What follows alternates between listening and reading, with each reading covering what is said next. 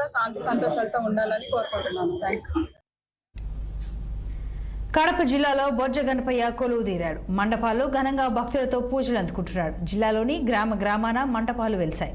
మండపాల్లో వినాయకుడిని ప్రతిష్ఠించి తొలి పూజలు నిర్వహించారు. కడప ఎన్జిఓ కాలనీలో ఏర్పాటు చేసిన భారీ గణేష్ విగ్రహాన్ని చూడడానికి జిల్లా నుంచి భక్తులు తరలివచ్చారు. 28 అడుగుల వినాయకుడిని పూజించిన భక్తులు స్వామి కృపకు పాత్రులయ్యారు. గణేశుడి దర్శనానికి నిత్యం 10,000 మందికి పైగా భక్తులు రానున్నట్టు కమిటీ నిర్వాహకులు తెలిపారు. 7 రోజుల పాటు పూజల అనంతరం నిమజ్జనంతో ఈ కార్యక్రమం ముగుస్తుందన్నారు.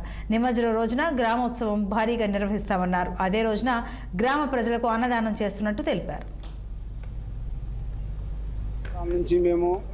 గత 10 సంవత్సరాల నుంచి మేము ఈ యొక్క కార్యక్రమాన్ని నిర్వహిస్తున్నాము. ఈ యొక్క కార్యక్రమం ప్రతి సంవత్సరము అత్యంత వైభవంగా జరుగుతున్నది.